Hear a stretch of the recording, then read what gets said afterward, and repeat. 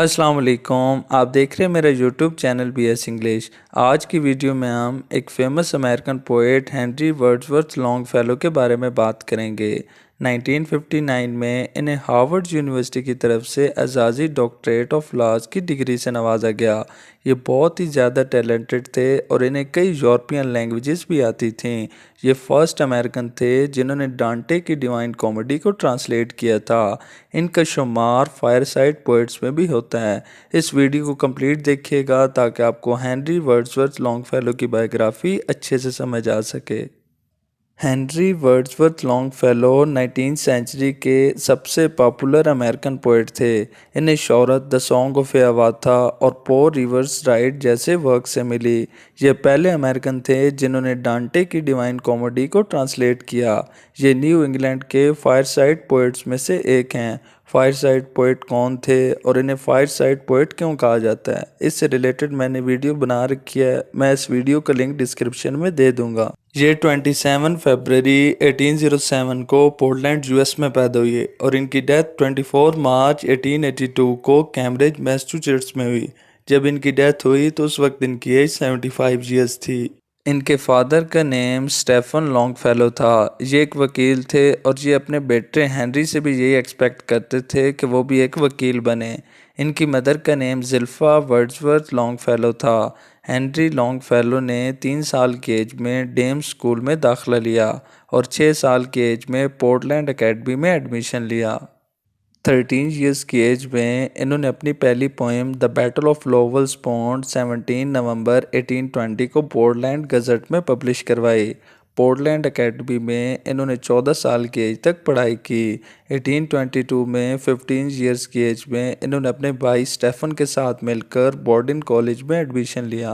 Longfellow के grandfather इस college के फाउंडर थे और इनके फादर इस कॉलेज के ट्रस्टी थे।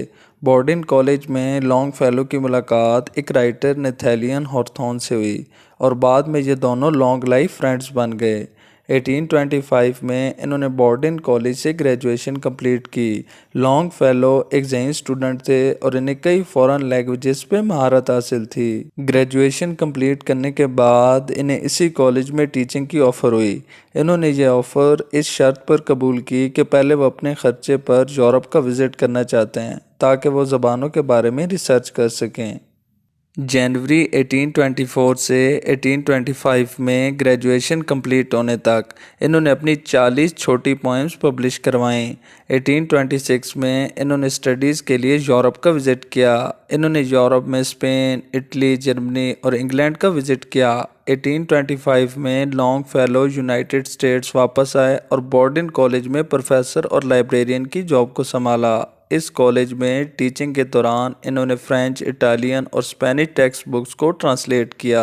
14 सितंबर 1831 को लॉन्गफेलो ने मैरी पॉटर से शादी की। मैरी पॉटर पोर्टलैंड में रहती थी और इनके बचपन की दोस्त भी थीं। दिसंबर 1834 में इन्हें प्रेसिडेंट ऑफ हार्वर्ड कॉलेज की तरफ से लेटर मिला जिसमें इन्हें कॉलेज की प्रोफेसरशिप की ऑफ़र हुई और साथ में इन्हें अब्रॉड जाने के लिए भी अपॉर्चुनिटी दी गई। इन्होंने हार्वर्ड कॉलेज के प्रेसिडेंट की ऑफ़र को एक्सेप्ट किया और 1935 में ये जर्मनी चले गए। इस ट्रिप में इन्होंने इंग्लैंड, स्वीडन और नीदरलैंड्स का भी विज़िट किया। नवंबर 29, 1835 को इनकी वाइफ मैरी पॉटर की डेथ हो गई। 1836 में लॉन्गफेलो यूएस वापस आए और हार्वर्ड में अपनी प्रोफेसरशिप को संभाला। 1839 में इन्होंने अपनी पोएम्स की collection voices of the night के नेम से पब्लिश करवाई। इस पोएम्स कलेक्शन में hymn to the night, the gem of life, the light of the stars जैसी पोएम शामिल हैं। इस कलेक्शन ने पब्लिश होती शोहरत की नई बुलंदियों को छुआ। 1839 में ही इन्होंने अपना रोमांटिक नावल हाइप्रियन पब्लिश करवाया। 1842 में इन्होंने अपना play the Spanish student publish करवाया। इस प्ले में इन्होंने 1820s में स्पेन में इनके गुजरे हुए वक्त की पुरानी यादों को बयान किया है। 1842 में इन्होंने एक स्मॉल पोएम कलेक्शन पब्लिश करवाई जिसका नेम पोएम्स ऑन स्लेवरी था। 1843 में इन्होंने फैनी एपल्टन से दूसरी शादी की। फैनी से इनके 6 बच्चे थे। 1 नवंबर 1847 के दिन इन्होंने पहली दफ़ा एपिक पोएम एवेंजेलिन पब्लिश करवाई। 1854 में इन्होंने हार्वर्ड कॉलेज से रिटायरमेंट ली और अपने आप को राइटिंग के लिए वक्फ कर दिया। लॉन्ग फेलो ने 1858 में अपनी एक लॉन्ग पोइम लिखी जिसका name the courtship of miles Standish था। इस लॉन्ग पोइम को लॉन्ग फेलो की ग्रेट सक्सेस माना जाता है। 1859 में इन्हें हार्वर्ड की तरफ से एजाज़ी डॉक्टरेट ऑफ लॉज की डिग्री भी मिली। 1861 में इनकी दूसरी बीवी फैनी की डेथ हो गई। अपनी वाइफ की डेथ के बाद इन्होंने डेंटी की डिवाइन कॉमेडी पर काम शुरू किया। कई साल की मेहनत के बाद 1867 में इन्होंने डेंटी की द डिवाइन कॉमेडी की ट्रांसलेशन पब्लिश की। 1882 में स्टोमक पेन मैदे में दर्द की वजह से ये बिस्तरे मर्ग हो गए। 24 मार्च 1882 को कई दिन की तकलीफ के बाद इनकी डेथ हुई। इन्हें अपनी दोनों बीवियों के साथ माउंट अबन सिमेट्री कैम्ब्रिज मैसाचुसेट्स में दफनाया गया। अपनी डेथ के वक्त ये अमेरिका के सबसे सक्सेसफुल राइटर्स में से एक थे। इनकी डेथ के वक्त इनके असासों की मालियत तकरीबन $3,56,000 थी। लॉन्ग फेलो को यूनाइटेड स्टेट्स में इतना पसंद किया जाता था कि इनकी 17वीं सालगिरह पर पूरे अमेरिका में छुट्टी का ऐलान किया गया और साथ साथ परेड्स और स्पीचेस का इंतज़ाम भी किया गया और सब ने मिलकर इनकी पोइट्री को पढ़ा। लॉन्ग फेलो के जनाजे पर इनके फ्रेंड राल्फ वाल्डो एमर्सन ने आ स्वीट एंड ब्यूटीफुल सोल का। लॉन्ग फेलो अमेरिका में नहीं बल्कि यूरोप में भी बहुत पॉपुलर थे। कहा जाता है कि इनकी poem the courtship of miles Standish की 10,000 कॉपी सिर्फ एक दिन में लंदन में सेल हुई। 1884 में ये पहले ऐसे नॉन ब्रिटिश राइटर थे जिनकी यादगार को पोइट्स कॉर्नर वेस्टमिनिस्टर एबे में दफनाया गया।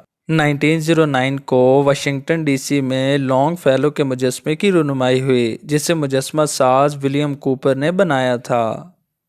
हेनरी लॉन्ग फेलो के इम्पोर्टेंट प्लेस में द स्पेनिश स्टूडेंट और हाइपरियन शामिल हैं। इन्होंने अपनी लाइफ में बहुत सारी फेमस पोइट्री कलेक्शंस लिखी। इनकी फेमस पोइट्री कलेक्शंस में voices of the night 1839, ballads and other poems 1841, poems on slavery 1842, the seaside and the fireside 1850, household poems 1865 और इन द हार्बर 1882 शामिल हैं। इनकी फेमस एपिक पोएम्स की बात करें तो इनकी फेमस एपिक पोएम एवेंजलिन 1847 में पब्लिश हुई। इनकी एक और famous epic poem the song of Hiawatha 1855 में पब्लिश हुई। आई होप आपको हेनरी वर्ड्सवर्थ लॉन्ग फेलो की बायोग्राफी अच्छे से समझ आई होगी। मेरे चैनल को लाइक और सब्सक्राइब करें। मिलते हैं नेक्स्ट वीडियो में। अल्लाह हाफिज़।